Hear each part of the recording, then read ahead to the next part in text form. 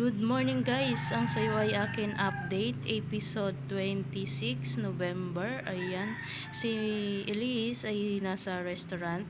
Siyempre nainis siya dahil ang Lashera ay lagi niyang nakikita kung saan saan.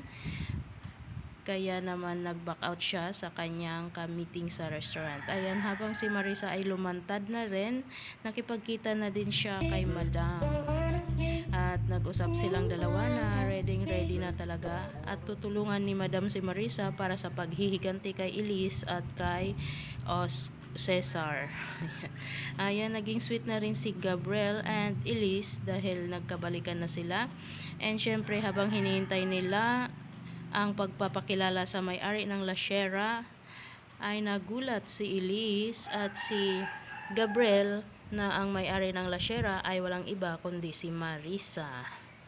Si Marisa pala ang may-ari ng Lashera.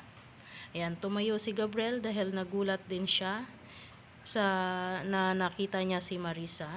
Ayan, nagharap si Marisa at si Elise. Sinabihan ni Marisa na, Elise, hindi ka pa rin nagbabago. Kaya naman susugurin sana ni Elise si Marisa pero pinigilan siya ni Gabriel. Ayan. Pinigilan siya ni Gabriel.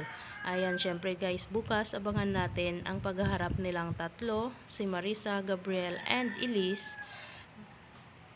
Abangan natin yan bukas guys. Thank you for watching guys. Please subscribe my channel, Ping Biahera and Driver na Vlogger Vlog. Don't forget to hit the bell.